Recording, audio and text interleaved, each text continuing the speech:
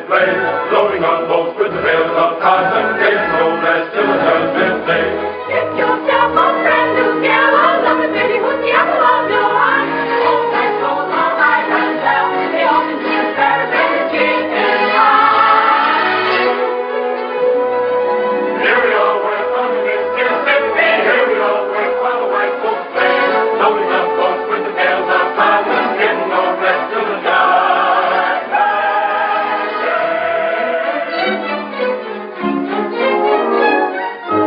What pretty babies are there the fairest of the fair, who southern beauty every moment found. Father, you rose, oh goodness gracious, they're so flirtatious, you naughty Little women don't be timorous, you will find that she's lost. Only this man won't fall, these are the days of old.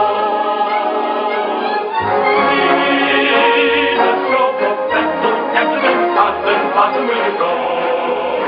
Let me take you to the shadow line. It's like one, two, twice a year that I have to make a law. Information from the Hello, dear, from Captain Andy.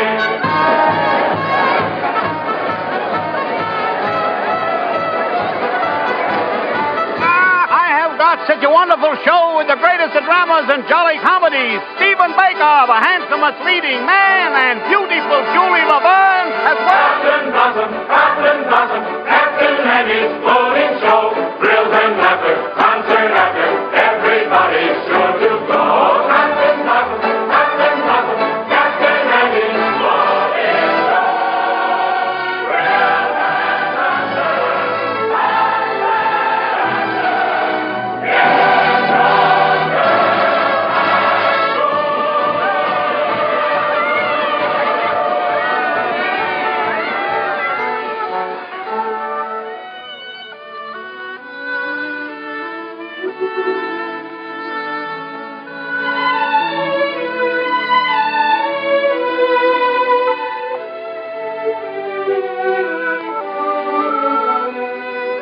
Who cares if my boat goes upstream, or if the gale bids me go with the river's flow?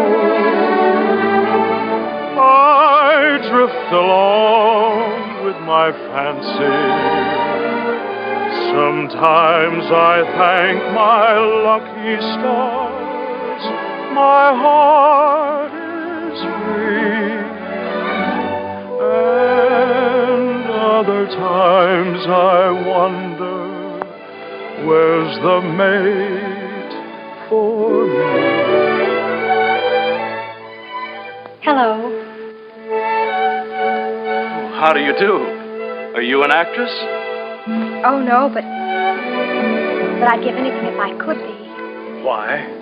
Well, because you can make believe so many wonderful things that never happen in real life. Well, if you like to make believe one thing, why can't we make believe we know each other? The game of just supposing is the sweetest game I know.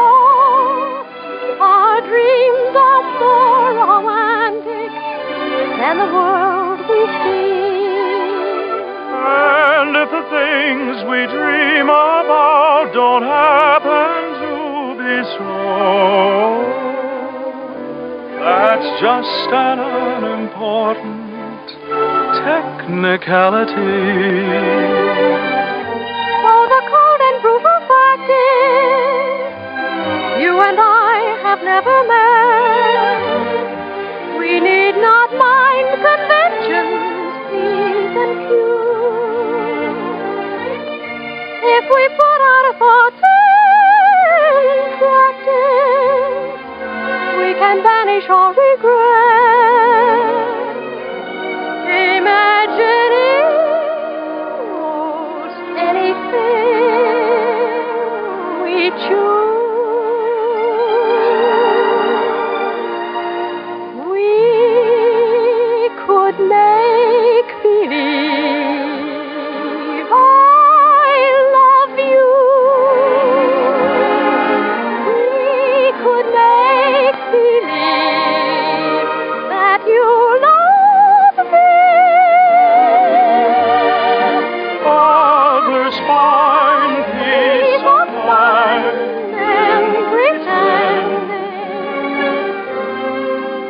couldn't you? Couldn't I? Couldn't we? Make believe our lips are blending in a phantom kiss, or two or three. Might as well make believe I love you.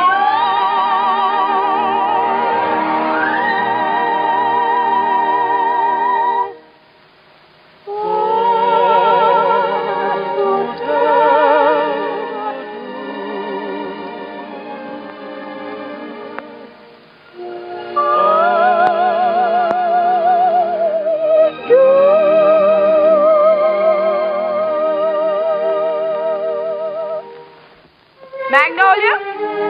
Yes, Mother. Goodbye. I hope I see you again.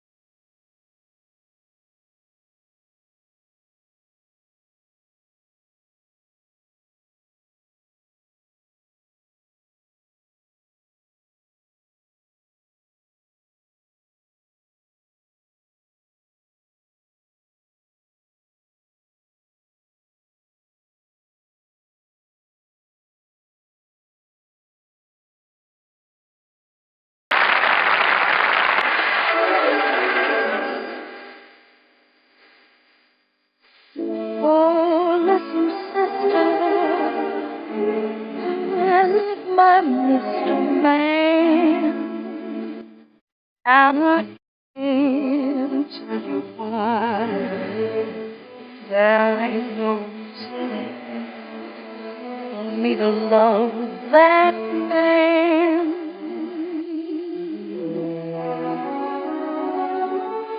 It must at the end.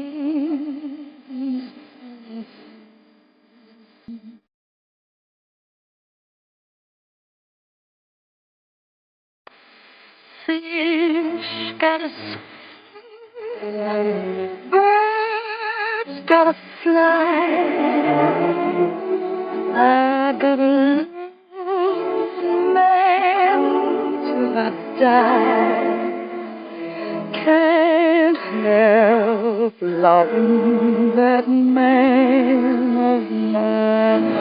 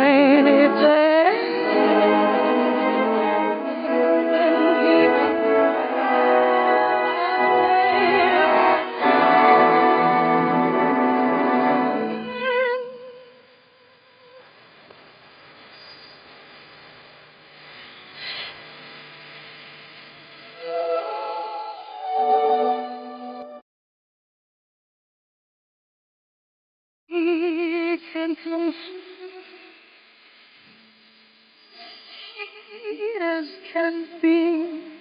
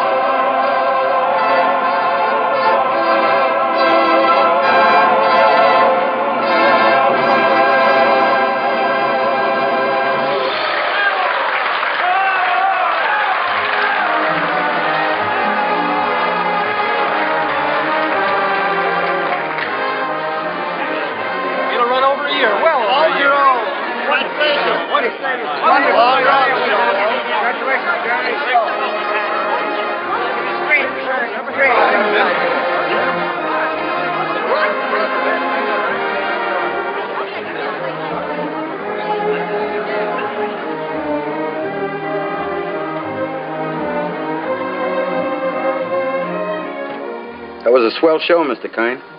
Well, thank you, Joe. Where to? To Waldorf, Mr. Kern? What was that, Joe? that big shindig I threw in for you. It's down at the Waldorf, ain't it, Mr. Kine? Yes. But first I'd like to stop off at the house of an old friend. Yes, sir. Just for a moment, Joe. Turn right at the next crossing. It's not very far. I'm looking for an old brownstone house. It was the home of a very great and good friend.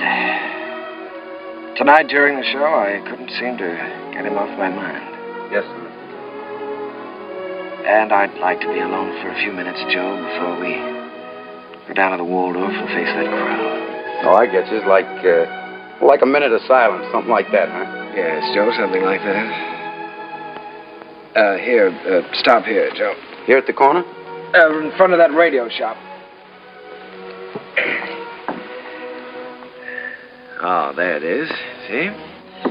You mean that lodging house sandwiched in there? Mm-hmm. Well, of course, it didn't have that room to let sign in the window then. And other than that, it hasn't changed very much. Well, the street has changed.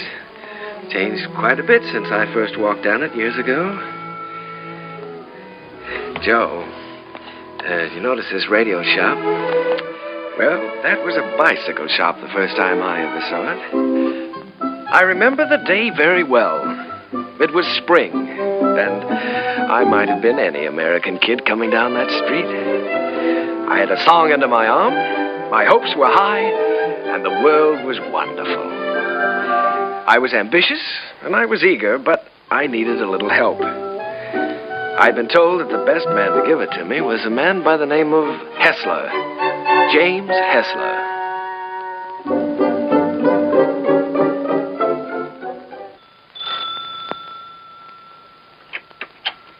Come in. You're an hour late already. I suppose you realize that. You can start on the upstairs bedroom immediately. Mrs. Muller, Daddy wants some more roast beef. I'll be there in a second, Mr. Hessler, and see that you get to their nests, young man. He's not the moth killer. I'm a songwriter. A songwriter. I see. You entered under false pretenses. Well, it won't do you any good, young man. Mr. Hessler isn't seeing songwriters anymore. He's going in for better things.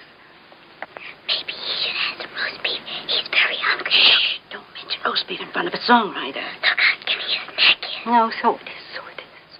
You feel like you're going to fall down and faint, don't you? Dear. Well, you can come in for a while.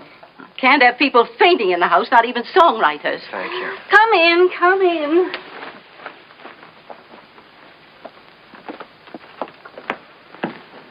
Daddy, he's starving to death. Mr. Hessler. Mr. Max. Yes, I know. Mr. Max Dreyfus of the Harms Company sent you. Written a little tune. He thinks it has possibilities if it's properly arranged. I'm to help you arrange it. Look how skinny his neck is, Daddy. Why, he said that, He told you that I was the greatest arranger in America, and I should give you a few lessons, Oh, my friend, he's right. There's only one catch. I've given up arranging. I'm through dressing up silly little tunes for girl shows and beer halls. I'm going to write some real music for a change. Oh, here, Mrs. Set it down here. The trouble with you songwriters is all you ever think about is making money. Here, sit down, have some roast beef. Oh, well, no, thank you. Go ahead, sit down. No, you never think of doing anything big, anything worthwhile, like Brahms or Puccini. No, don't sit down there, please. It's Mrs. Hessler's place, Rester, so we always keep it set for her. Oh, I'm sorry. Yeah, sit down here. No, all you fellas want to do is write sugary little tunes and make a lot of money. Did you ever hear Beethoven's Eroica?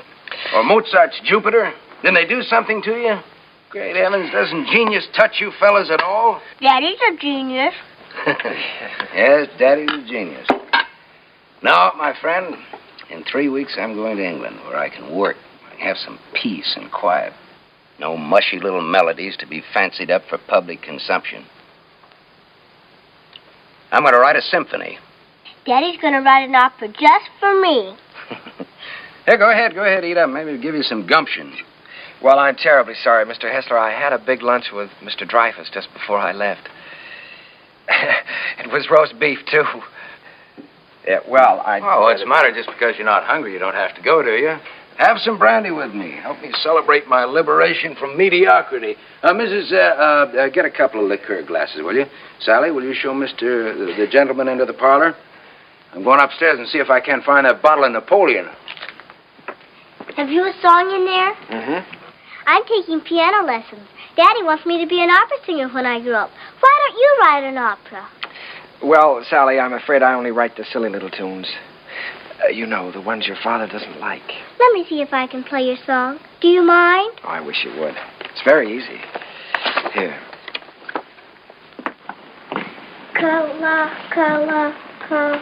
What's the name of the song? Kahlua. That's a funny name. Sounds like candy, like gumdrops. Well, it's the name of a very romantic beach in Hawaii, Sally. No, that's B. B natural. Here, let me show you. Now, here's the melody. Should be played with clarinets. Oh, no. Wait a minute.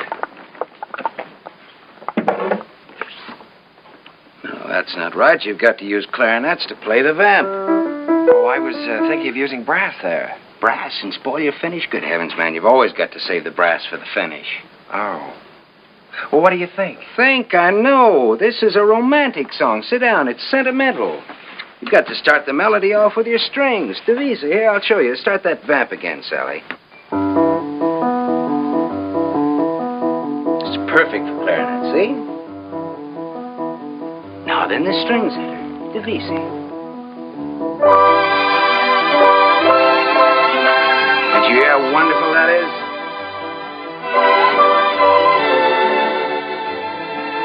Now then, add trombones, muted trombones.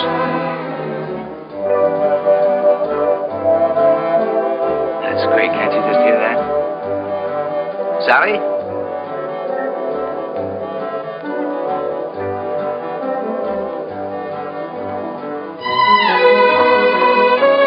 No, wait a minute. We ought to add flutes there. Right, easy.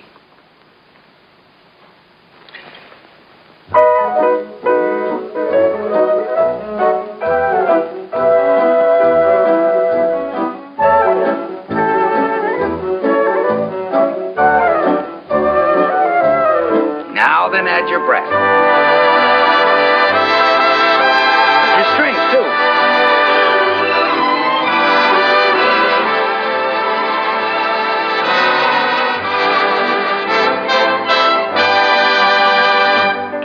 You see? Not easy? It's a good song, too. It's very good. Is that yours? Yes. Mm-hmm. That's all right. What's your name again? Kern. Jerome Kern. Well, I'm glad to meet you, Kern. Make yourself at home. And I did. My life became a pattern of notes and clefs, tempos and modulations. We worked hour after hour, day after day. It was the beginning of a friendship. It was the beginning of a lot of things. And now, not only did I have a best friend, I had a best girl, Sally. And what a girl. Oh, those were never to be forgotten days. I hated to think of them ending. But at last the time came when Jim had to leave for England. Oh, here, Jim, let me help you. Oh, it's those symphonies of yours. They're as heavy and bulky as lead. Nice, they're not tinny like some tunes I've heard. Oh, Sally, honey, come here. All right, here we go. Fortissimo. Dum-da-da-dum-da-dum. Bum. Got it. Oh, you carry a lot of weight, Sally. It was easy. Come along, Sally. At least we're not going to miss the boat. Goodbye, Mr. Kern. Goodbye, Mrs. Goodbye, Sally. Bon voyage. What does that mean? Happy journey. Bye, Uncle Jerry. Be a good boy. This will be the end of it, boys.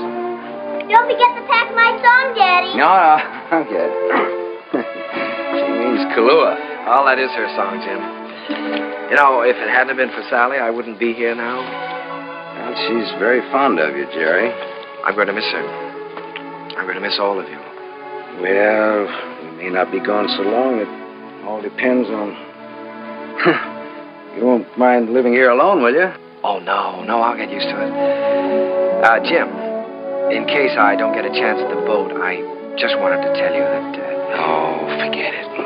I like arranging now that I'm through with it. Glad to have been some help. No, it's more than that. It's been your kindness and your home here. Look, Jerry, I just want you to write some good music, some real music. That's all the thanks I want. Don't waste your time fussing with those wheezy little tunes. Think big. Try to be somebody. I will, Jim. I'll try to be as big as I can. Yeah, good. That's fine. Well, we better be on our way. Oh, good heavens, Sally's song. You know, I'm so tickled that she remembered that. Remembered? It's your song, Jerry. She couldn't forget.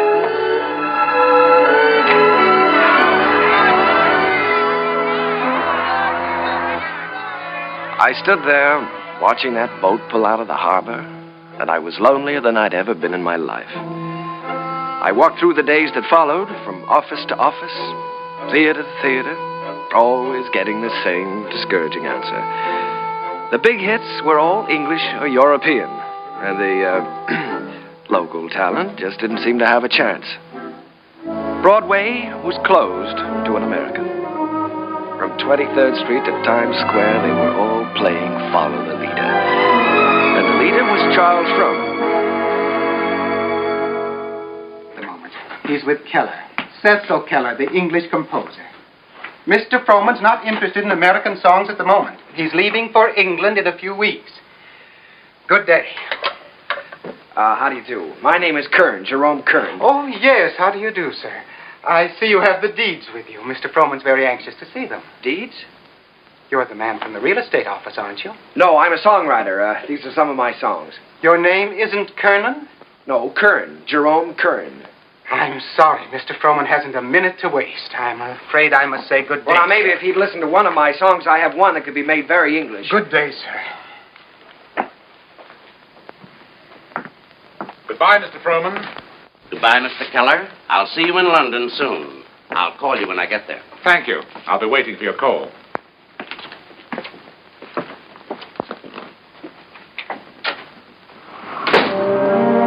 I made up my mind that I was going to try to write music with an English accent. So I sailed for London. I wish I could say with flags flying and my courage high.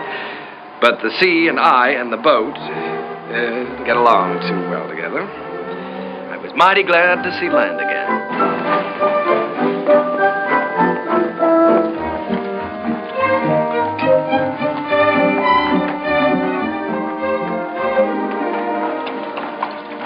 Excuse me, could you tell me where Mr. Hessler lives? Hessler? We have a Wesley and we have a Smith. No, Hessler. Mr. Jim Hessler. Uncle Jerry! Sally. Oh, honey, it's so good to see you. We didn't know you were coming. Well, I didn't know I was myself. Daddy will be so glad to see you. Come on, we live right over there. All right. Oh, Sally, you're getting prettier every day. I have a new music teacher. Yeah. Well, the tables are turned. American songwriter invades England. That's pretty good, Jerry. No, it's daring, very original. You're thinking big anyway. It's a chance I'm taking, Jim. Say, you've gotten a little skinnier, haven't you? Hmm? I haven't been getting enough roast beef lately, I guess. Jerry, I look at you sitting there, and it's just hard for me to believe you haven't been here all the time. Thanks, Jim. It's sort of like being home again. How was the symphony coming along? All right? Oh, well, yes, I'm still in the note-making stages. Of course, I always believe in making plenty of notes. It's kind of like planting seed. One day they start to grow, and then, before you know it, lo and behold, your symphony's all written. Uh-huh. Simple and easy, hmm? Not as difficult as writing those silly little tunes. Well, no, it's the quiet here that does it, Jerry. Peace in this place is just so thick that you can float on it. It's a rustic pastoral. Wait a minute, now, answer that telephone. Oh, the doorbell. Will you get the door, please? You've got to do something Yeah. No, there's a picturesque pastoral. Hello. Who? I can't. She's waiting for a piano lesson, sir. Oh, Mr. Edwards. Yeah, put him on. Come, Sally, it's time for Hello, George. When my little study? Fine. I don't want to. Tomorrow? Be glad to. I'm not going to have a lesson. For dinner, good. Hester, you behave yourself. All right, I'll be there. Bye-bye. From London. George Edwards. The producer? Yes, he wants me to come up and sit in on a rehearsal of a new I show. don't want to take that piano lesson. Uncle Jerry's here. You've got to talk to your daughter. I can't do a thing with her anymore. Well, This is Uncle Jerry's first day here, and I shouldn't be made to take lessons, should I? Should I, Uncle Jerry? I think you should have one day off, maybe, huh? That's the end of her. There was some hope for her until her Uncle Jerry arrived. Now she's spoiled for good and all. Come, we get ourselves a cup of tea. You know, Sally, I'm inclined to agree with you. I think Uncle Jerry's arrival does call for a celebration. Now, what'll it be? London or the fair? Oh, the fair, Daddy. Please, the fair. All right. The fair it is.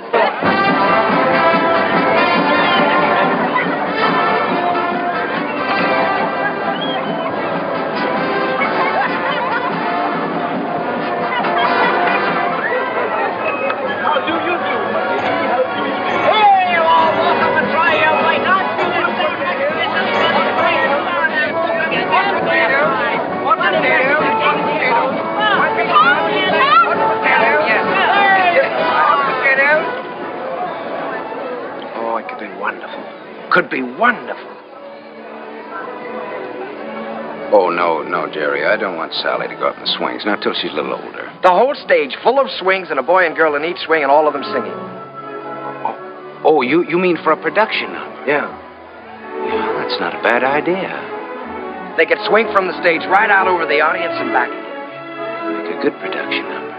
What song would you use with it? Spoon with me, be perfect. Spoon with me. That sounds fine. Suppose I take that up to George Edwards. For the gaiety? Sure. I'm going to have dinner with him tomorrow night. Oh, Jim.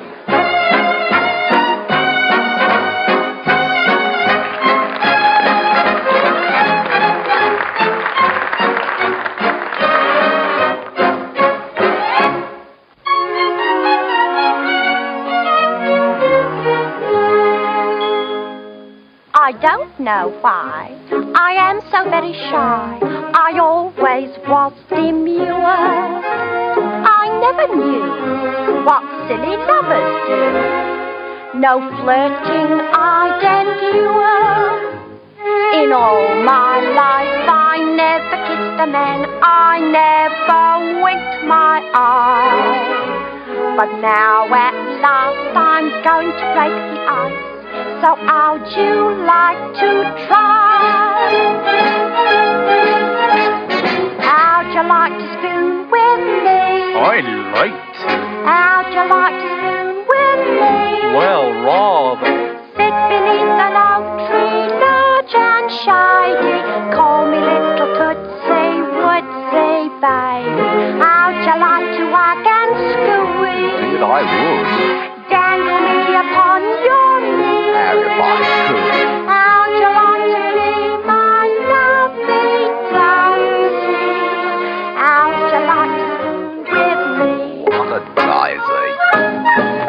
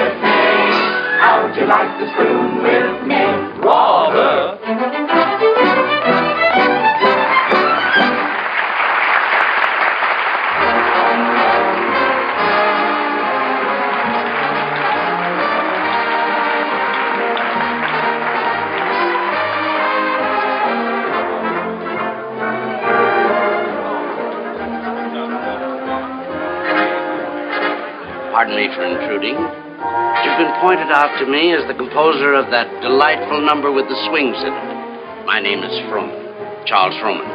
Mr. Kern, I want to congratulate you. Froman? I'm sorry, sir. It isn't my number. My name isn't Kern. There's Mr. Kern, sir, down the bar bit. That gentleman there? Why, he can't be the composer. It's him, sir, sipping sherry. And a very nice gentleman he is, too, sir, for a musician. Mr. Froman, I have something here which I know you'd like. It's a beautiful number with parasols, with all sorts of parasols.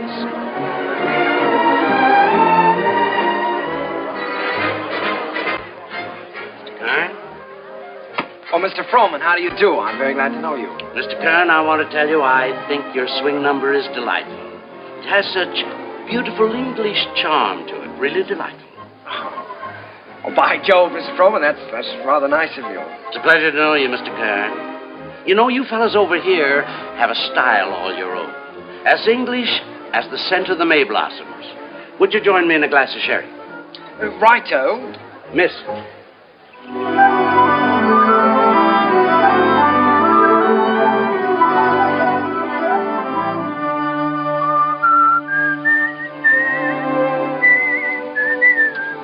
I'd give that one up if I were you. One song at the Gaiety, I think you can afford to take a rest.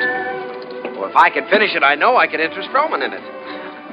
You ought to know by now that Charles Froman is only interested in English music and English composers. If I only had a piano, I know I could work this out right now.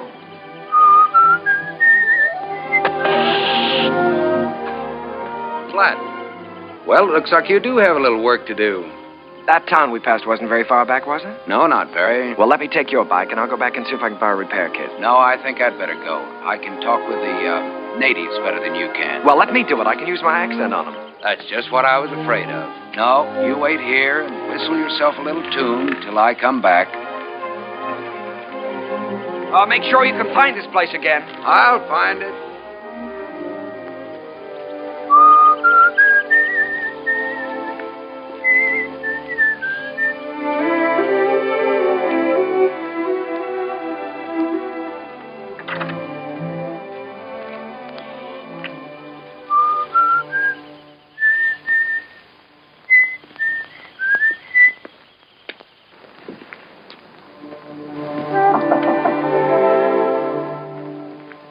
I say, is anyone there?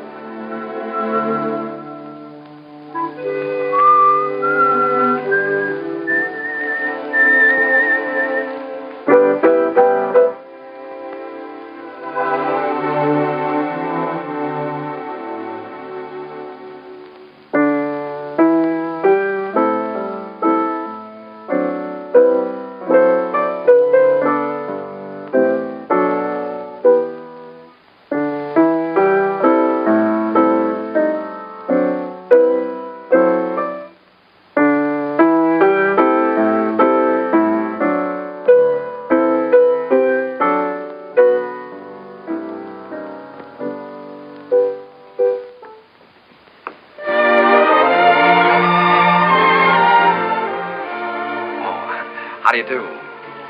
Did Mr. Timkins send you?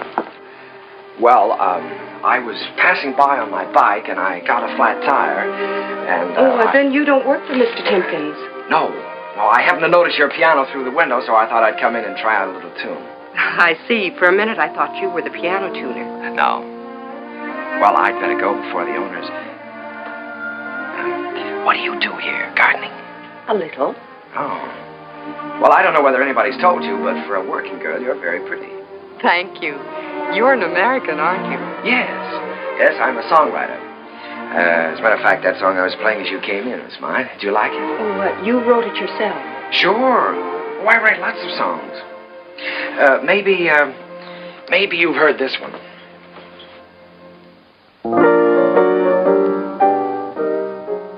Why, that's from the Gaieties. Everybody's singing it.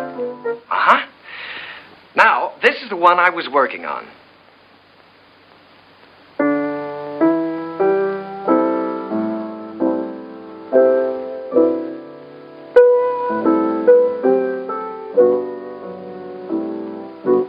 That I'm going to try to place for the Gaiety, too. Of course. I would if I were you. Don't you believe I wrote these songs? Tell me, When you compose, do you always break into people's houses to borrow their pianos? All right, I'll tell you what I'll do. If I place this with the Gaiety, I'll send you tickets and you can come and see for yourself. Will you? I'll tell you when I get the tickets. I beg your pardon, miss, but your mother would like to speak to you. She's in the upstairs sitting room. Thank you, Katie. I'll be right up. Well, I'm terribly sorry. But I still wrote those songs. And I'll still be waiting for the tickets. Will you? Wonderful. I won't forget.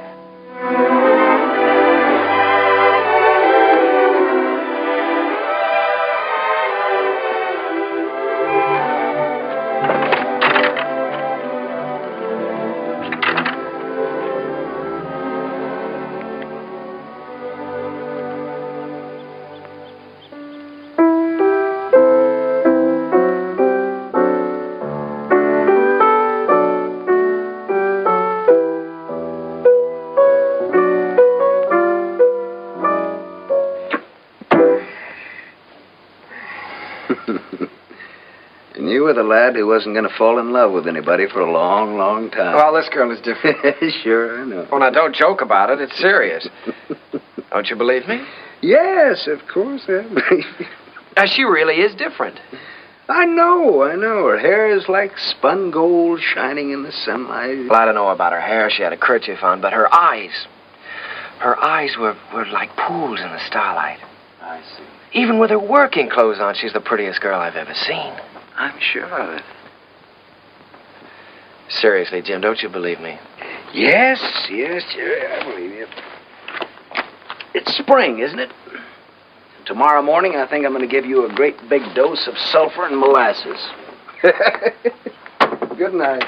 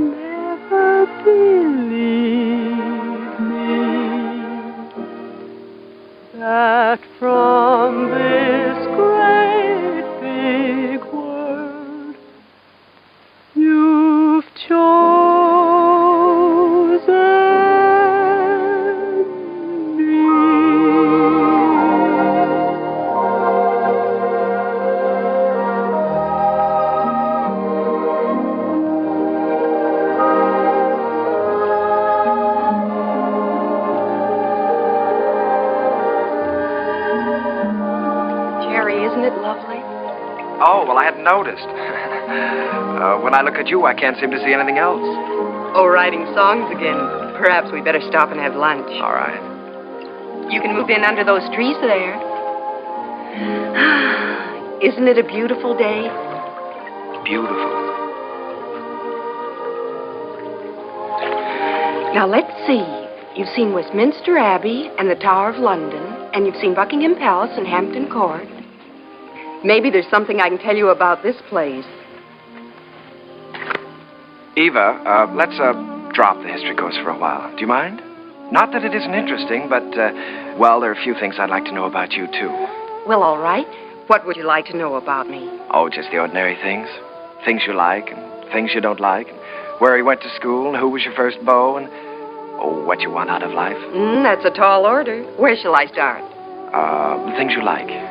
Oh, I guess I like what everyone likes. I like books and picnics and dancing and music. What about musicians? Oh, certainly musicians. And what do you want out of life? Oh, I guess again what everyone wants. Happiness. Have you ever given any thought to getting married? Why, of course, doesn't everyone? Are you set on any particular type of man? I have been at different times. When I was 16, I desperately wanted to marry the star cricket player at rugby. And now? Now? Oh, now I don't really know.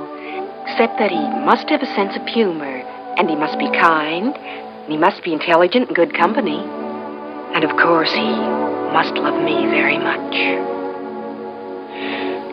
Well, I know somebody with at least one of those characteristics. Someday I'll tell you all about it. Oh, good afternoon, good afternoon, good afternoon. And how have you been this afternoon? Well, I'll tell you how I've been. That's I've been so. looking Never all... mind, never mind. You feel wonderful. You feel great. How could you be otherwise after such a beautiful day? Tell me, my friend, how is your knowledge of English history? English history? Did you know that London happens to be the largest city in the world? Yes, I know that. Did you know that within the county of London there are 14 road bridges that cross the Thames? Now, there's the Waterloo. There's You don't say. Sounds dull, huh? Well, it's far from dull, my friend, when your history teacher is as beautiful as all the sirens of history put together.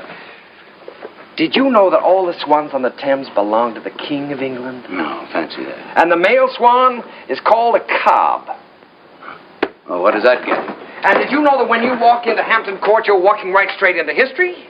Oh, my dear friend, you have so many things to learn about England. Have you ever heard of a man named Charles Frohman? Frohman. Well, now that's a familiar name. The face escapes me. How can you talk about Frohman when I'm talking about love? Oh, so that's been the theme of this little dissertation. Yeah. Well, I'm glad you informed me. Oh, that's all right. Because the next time Frohman's office calls, I'll tell him that you're too busy to be bothered. Yes, you tell him that I'm too busy.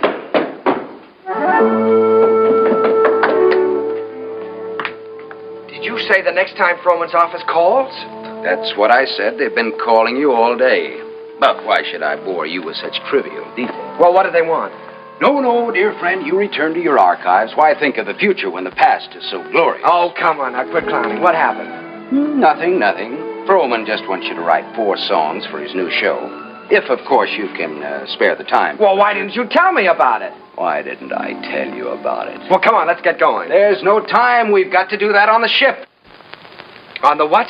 On the ship. We're sailing with Charles Frohman tomorrow. We have to start rehearsal in 6 weeks in New York. Oh, Jim, Oh, nothing. Look, Jerry, this is the chance you've been waiting for. You certainly are full of surprises. I thought you'd be up in the clouds. I feel like I've just been yanked out of the clouds.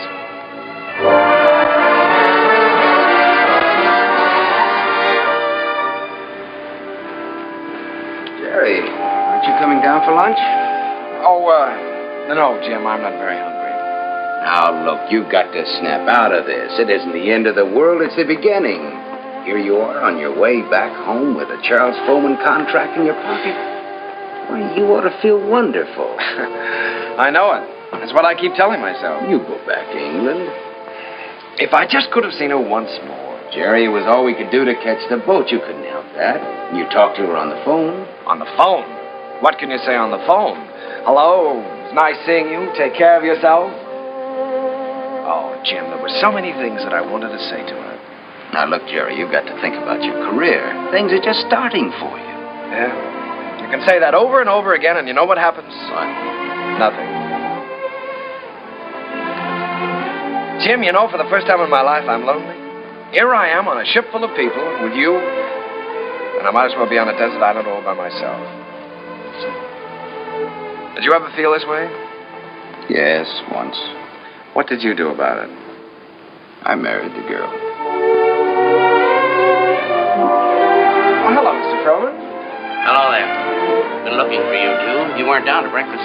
No, the first day out is always a little rough on me. I know. Good Englishman should have his sea legs by now. Come and have lunch with me. Mr. Froman, there's something I must tell you. I'm not an Englishman. Mr. Kern, there's something I must tell you. I never thought that you were. At least not after the first 15 minutes. Matter of fact, I'm very proud to be able to present a new American composer to Broadway. Thank you, Mr. Froman. I have a lot of faith in you, Jerry. Just received a wireless from Julia Sanderson. She's accepted the part of the girl from Utah. Wonderful. Now I've got to have a great song for her. If it's a love song, he's got one.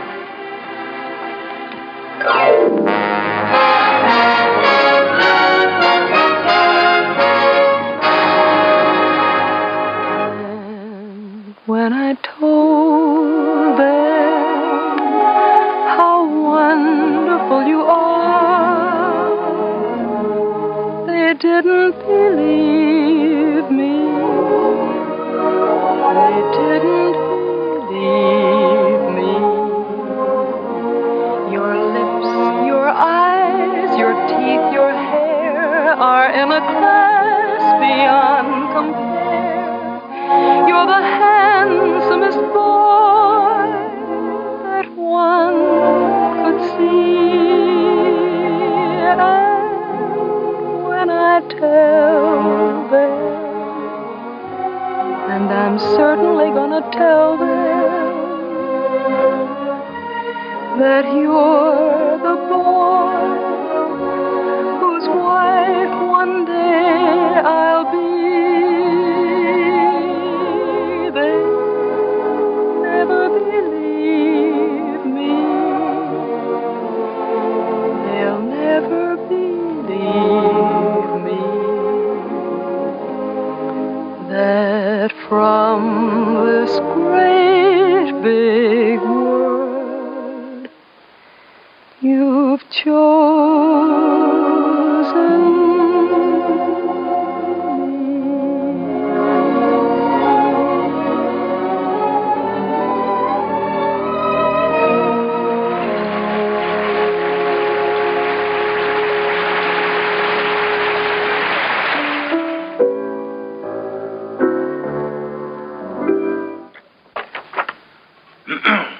Here.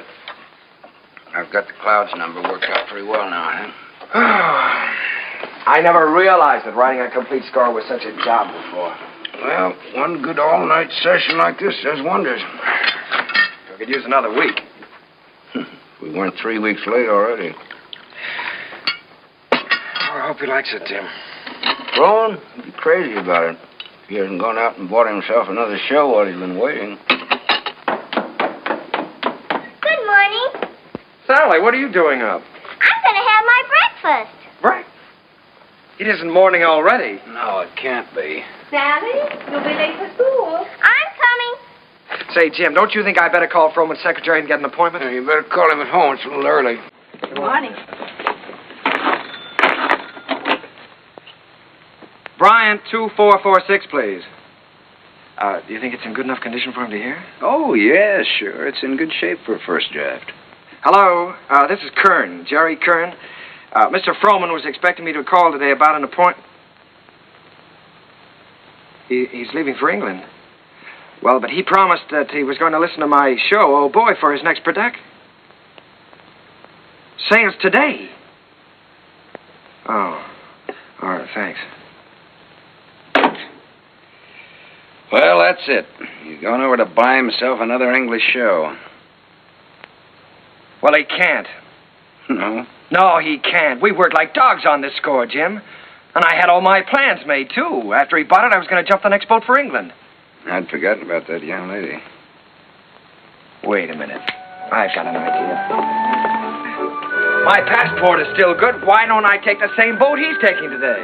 Wonderful. Get him on board ship and he can't get away from you. That's right. Then I can sell him the show. Wonderful. Then I can go and see Eva. Sure. You can get married. Well, you probably have to ask her first. Well, that's an idea. Well, I'll go and phone the steamship company. Right. I'll go back. Driver, you think you can make it all right? If we get a break in traffic and the old engine holds out. Oh, Uncle Jerry. Jerry, come on now. We've only got a few minutes. Jerry, if you want to miss that boat, come on here.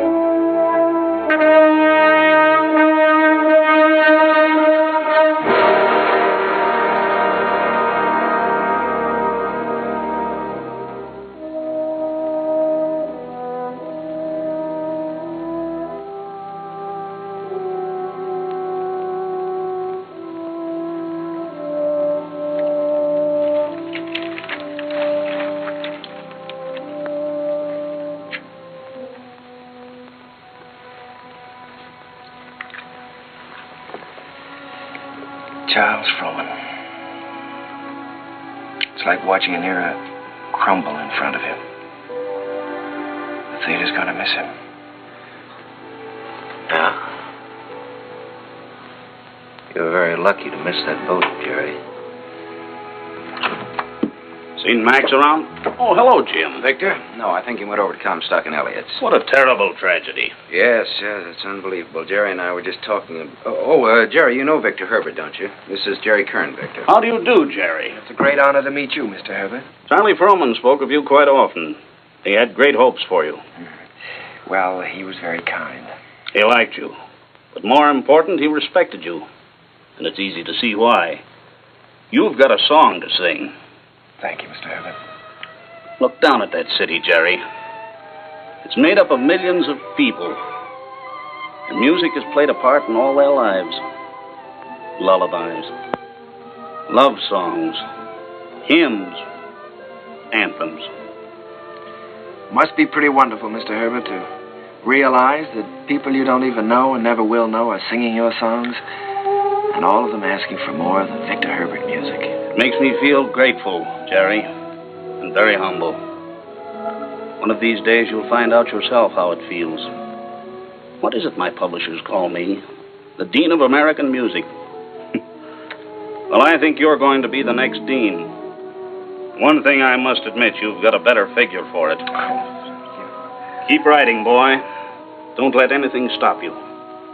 Good night. Good night, Mr. Herbert. Night, Victor. Good night, Jim. Good evening, Mr. Herbert. It's a deal, gentlemen. Congratulations. Comstock and Elliott are going to produce Oh Boy. Max just sent me over with the check. What's the matter? Aren't you fellas happy? Yeah. Thanks. Turn out those lights again, will you, Ed?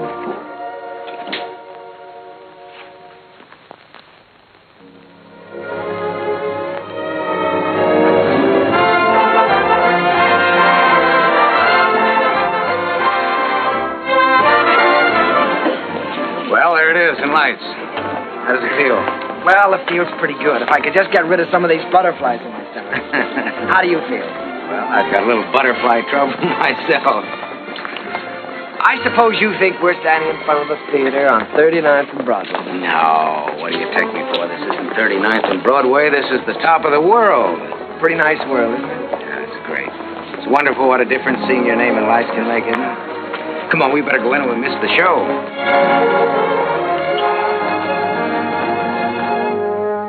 The rain comes a pitter-patter, and I'd like to be safe in bed.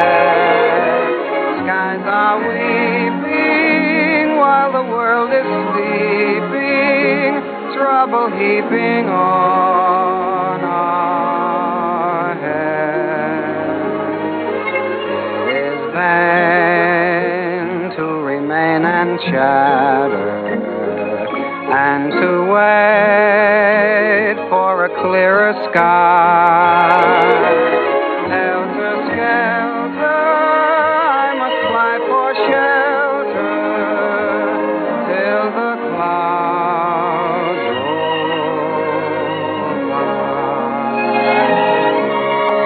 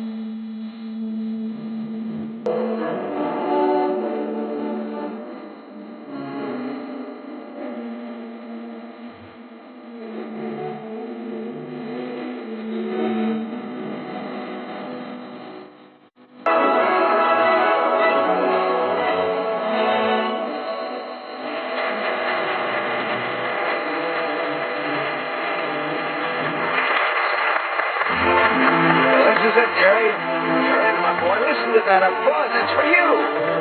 Don't wake me up. Don't anybody wake me up.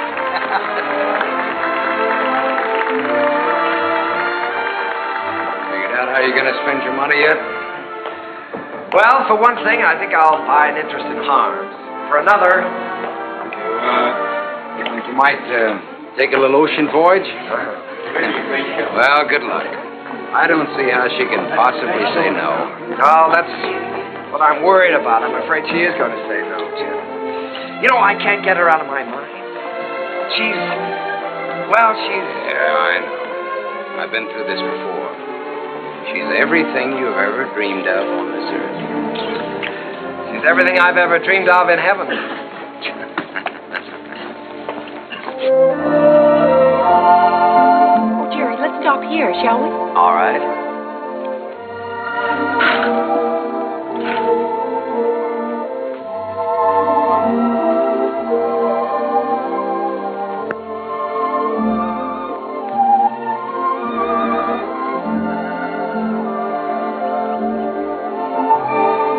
Jerry, Hmm? you know, you didn't write very often. Well, my letters weren't very interesting, Eva, so I tore them up. As a matter of fact, you didn't write very often yourself. A lady doesn't correspond with a gentleman, unless it's a reason other than a personal one. Oh, well, now, doesn't that sound a little silly to you? No, it sounds altogether fitting and proper. Oh. Want to fight? A lady doesn't fight. Well, what does a lady do? Oh, you're impossible. Well, you're right. If I were you, I'd have nothing to do with me. In fact, if I were you, when I ask you to marry me, I'd say no. Just on the grounds that a lady never says yes. Now, see here. Are you going to ask me to marry you? Might, with a little encouragement. A lady doesn't... In my country, if a lady wants to be asked, she has to be encouraging. In my country... In your country? What in your country? Well, there are proper ways to go about such things in every country. Oh. Well, then let me put it this way. From the very first moment I saw you, when you walked in from the garden, I knew that out of all the women in the world, I'd finally found the right one, the only one. I wanted to tell you then. I wanted to say, hello, funny face. I don't know your name or anything about you, but I've loved you all my life. You were my first school teacher, my first date, the first girl I ever kissed, and everything in the world to me. You see, I recognized you immediately. You thought all that? That's right. I stood there thinking that, wondering what you'd do if I kissed you. What would you have done? What would you do now?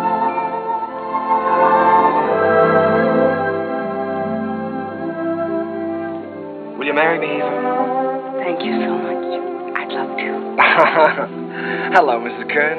Hello, my darling.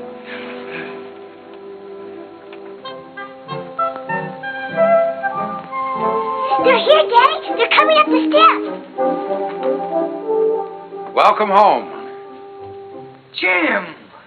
What, you old fox, you really did it this time. Nothing, my boy, nothing, just a little gesture. Jim, this is Eva. Hello, Eva. Hello. Well, you've married the nicest guy in this world, but the craziest. Oh, now, wait a minute. I was keeping that from her. Isn't she sensational, Jim? Jerry. Honey, turn around and let him look at you. Oh, Jerry. Look at that hair and those eyes. Have you ever seen a woman like that in your life before? Only once. No, I hope that both of you have all the happiness in this world. Oh, thank you, you. Jim. I think we have already. Forgetting me and the music. Oh, Sally, yes, I'm sorry, dear. Sally. On behalf of my father, Jim Hessler, and myself. On behalf of my father, Jim Hessler, and myself, I wish to congratulate you on the start of your voyage into the great sea of life. Oh, Sally. Well, on behalf of my wife and myself, I thank you very much. I'll take it. Hello, Mrs. Hello, Mr. Kern. Sally, it's so wonderful to see you. Why, you have grown up, haven't you? Sally, this is your Aunt Eva. On behalf of my father... Thank you, Sally. We're going to be real good friends, aren't we? Yes, I expect we are. Well, what do you say? Let's all go in and have something to eat, shall we? Oh, Jim, it's so good to be home again. Yes, it was good to be home. I felt I had everything in the world. Happiness, success, and the wife I had dreamed about. I wanted to put it all into music. Eva's smile. and her eyes, and what it meant to be with her. And at last it seemed to me that the clouds had rolled by. First, there was Leave It to Jane.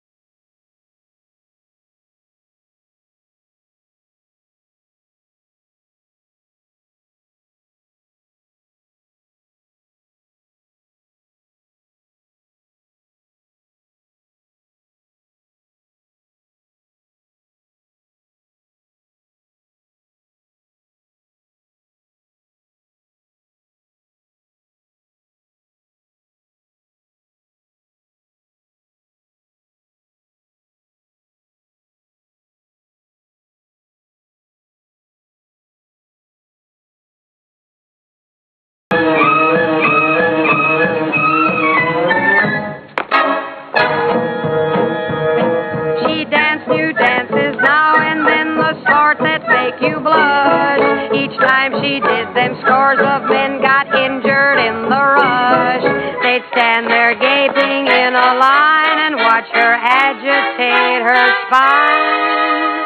It simply used to knock them flat when she went like this and then like that.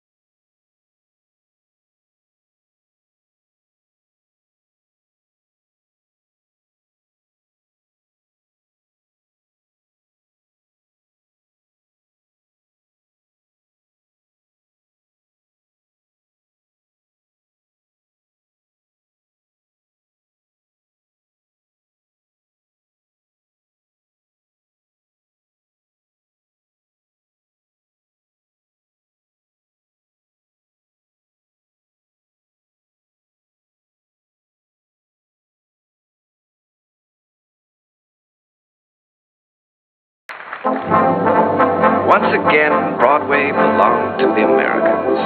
To George M. Cohan, Irving Berlin, George Gershwin, Vincent Yoon, Buddy DeSilva. I was working in mighty great company.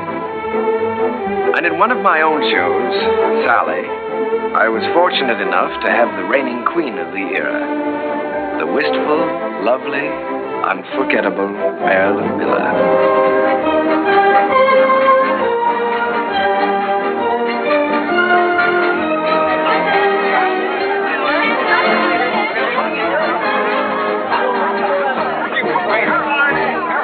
Great.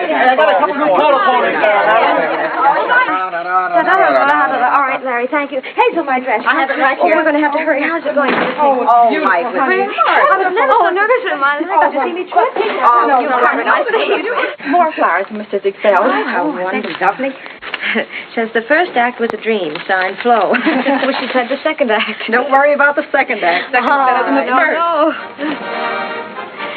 Thank you. Hazel, is everything ready for the quick change? Everything's ready in the stage dressing room. All right. Thank you. Hazel, you got everything? Yes, everything's here. Let's go. Good luck, Miss Miller. Thank you. Good luck, dear.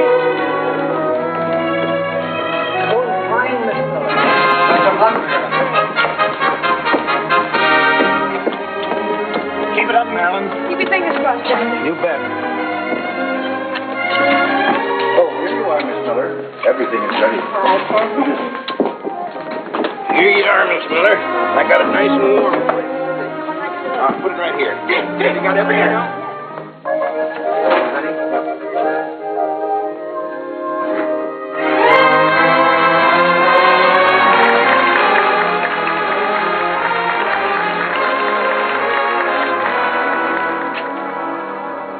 As I wash my dishes, I'll be following a plan till I see the brightness in every pot and pan.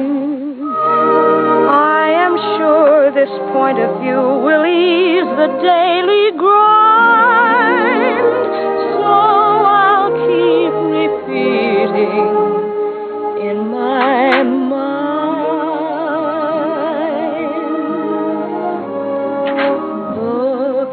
For the silver lining, whene'er a cloud appears in the blue,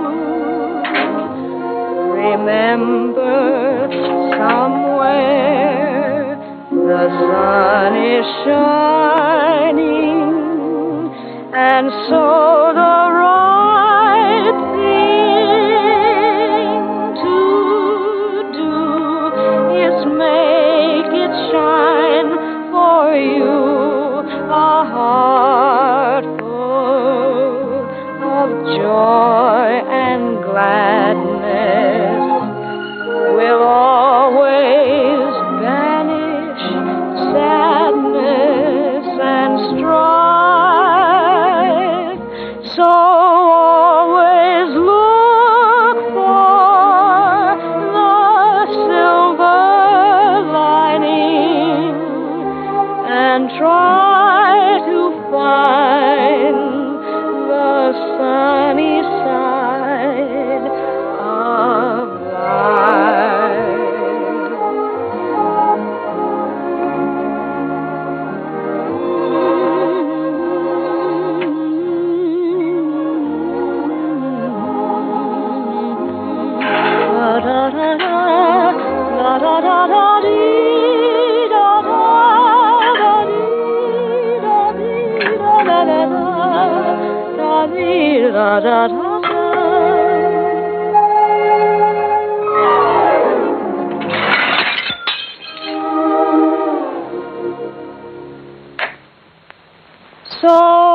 always look for the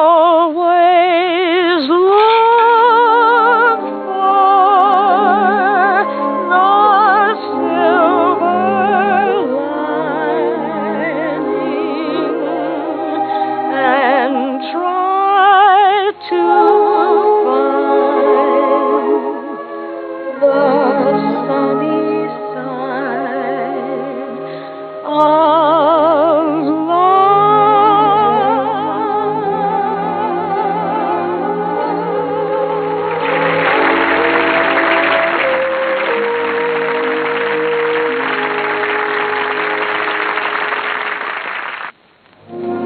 I never thought I'd ever keep a scrapbook, but it was nice to know that people were singing my songs and asking for more.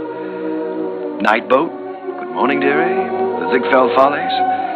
Curtains went up, curtains came down, and I think I got to look a little more like a musician. Eva grew lovelier with every passing year. Our life was rich and full and very satisfying.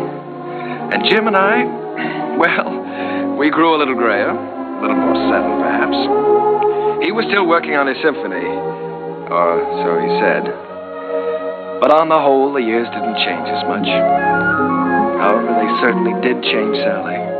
She was quite a young lady now. She'd been away at school. In fact, many schools. Well, Sally. Hello. Darling. Well, Sally, I thought you were at school. Well, I was. Oh. What happened this time? I just can't stand that school anymore, Uncle Jerry. I've left, and I'm not going back. What does your father say about that? Well, he hasn't said anything yet. He doesn't exactly know. You see, I just left there this morning, and I came right out here to talk to you. Oh, Uncle Jerry, I had to leave. I hated it so much I couldn't eat or sleep or anything. This is the third school you've left now, isn't it, Sally? Yes. Well, now, it seems to me that you ought to be able to make a go of one of them. Oh, I just don't seem to fit in very well. The kids all seem so... Oh, I don't know. All they're interested in are parties and clothes. They seem to think that's all there is to life. Oh, Uncle Jerry, I wish you'd talk to Dad for me. He'll listen to you. Well, Sally, you know your father isn't well. Then I ought to be home where I can take care of him. You ought to be at school completing your education. You want to make something of your life, don't you? Oh, I've had an education, and now I want to get down to something serious. Oh, Uncle Jerry, you did promise you'd help me get a start in the theater. I said I'd help you when you were ready. Your father wants you to complete your schooling first, Sally, and he's the boss. Oh, Uncle Jerry, Dad's forgotten what it's like to be young and feel like this, but you haven't. You haven't forgotten what it's like to stand on Broadway and look up at the lights and think, someday I'll see my name up there. You remember that feeling, don't you, Uncle Jerry? Yes, Sally, I've got to admit it, I do. Well, then that's more important than school or anything else in the world, isn't it? Isn't it, Uncle Jerry?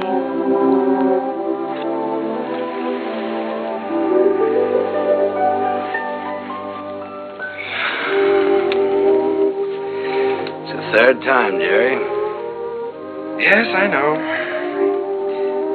Maybe we shouldn't have made her go back before. After all, if she hates it so much. Oh, Jerry, you can't keep on running away from things all your life. It's time Sally found that out. Well, you can't live another person's life for them either, Jim. It isn't fair. Sally's grown up now, and I think she ought to be allowed to do what she wants to do. I want her to finish her education and get a chance to finish mine. I always said that any kid of mine was going to get the right start in life. Well, what's right for one person isn't always right for another, Jim. You know that. Jerry, the trouble with that girl is she's just plain stage-struck. She comes by that honestly enough, doesn't she? Remember how we used to pound the sidewalks and knock on doors? Nobody could stop us. Goodness only knows enough people tried to. Remember how thrilled we were when we finally realized we were in? So what right have you or I to interfere with Sally? Yeah. Well, what are we going to do, Jerry? I'd give her a part in Sunny. So, cast. Part of Gwen hasn't been cast yet? Gwen, well, it's only one line. Gwen is going to have a song. The doctor's here, Mr. Hester. Oh, fine, Miss. Doctor, I'll be with you upstairs in just a minute. Good evening, Mr. Kern. Hello, Doctor. You know, when you get to be my age, you start collecting pills. Well, Jerry, I hope that works out all right.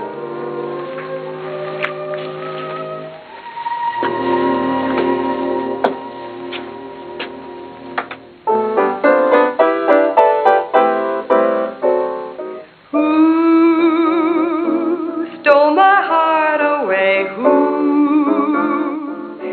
makes me dream all day. Dreams I know can never be true.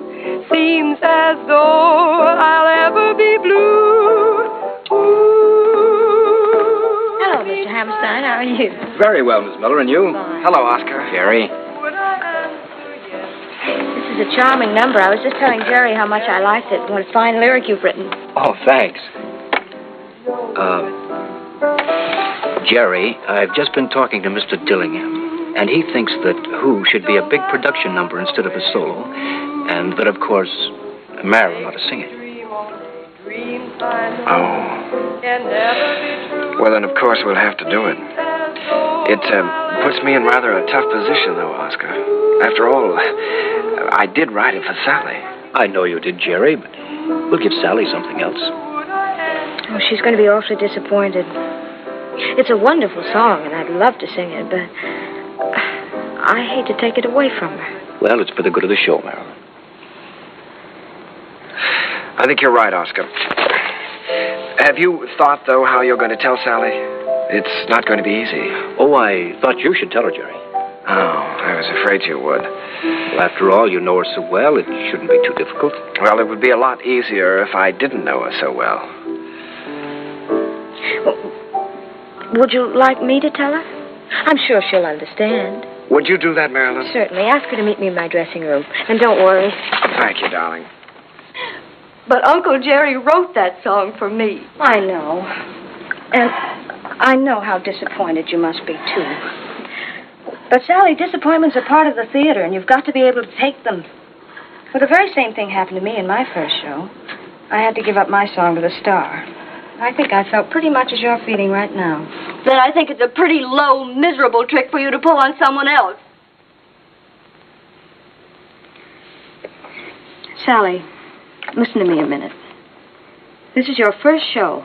You're just starting. And there are going to be a good many songs and a good many shows for you. It may be difficult for you to understand now, but one day you'll realize you've got to give and take, whether you like it or not. I'll never take a song away from anyone else, especially if it's their first real chance.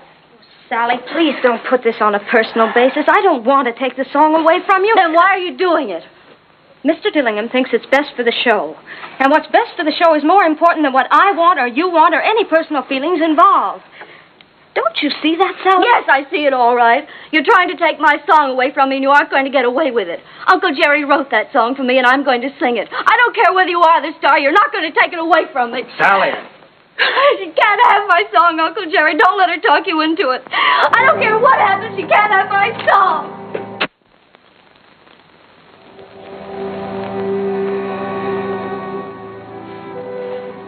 I'm sorry, Jerry.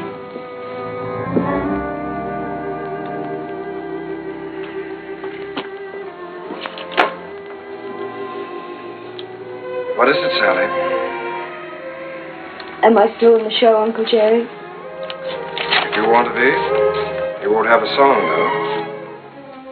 They took my song away from me, the song you wrote for me. Sally, there's a little thing called the good of the show. Apparently the show didn't seem very important to you this afternoon. Not important? You didn't care what happened to the show just so long as you got your way. The theater doesn't work that way, Sally. Nothing works that way.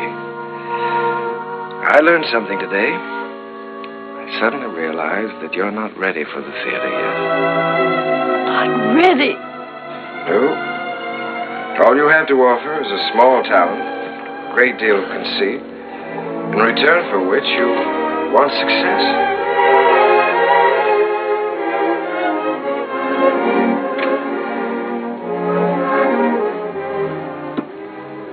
Sally, I've known you and loved you ever since you were a little girl. I couldn't love you anymore if you were my own child. I must say this to you. You're not going to get anywhere in this life by using people. And until you realize that, you're not going to have the respect of anyone. Sally, I'm ashamed of you.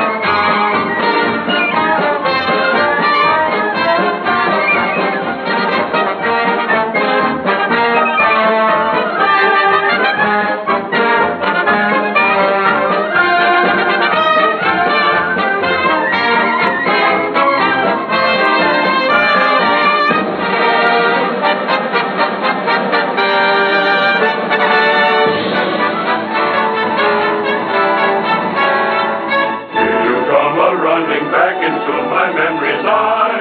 Little playmate was my game mate in the day gone by. Dragon dresses, tangled tresses flying o'er the hill. Heaven bless us, you no less a share of Jackson still. You funny little willow that describes her purely. She is full of fun, he named the lady perfectly. She is bright and sunny.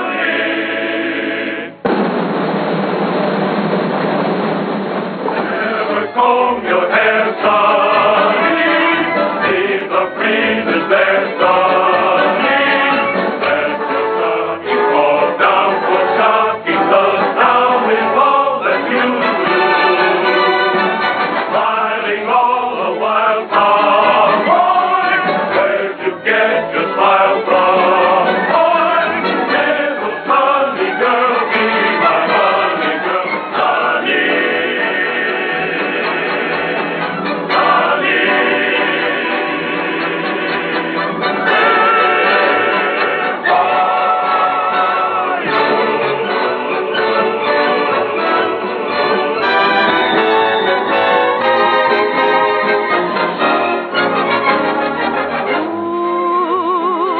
Stole my heart away.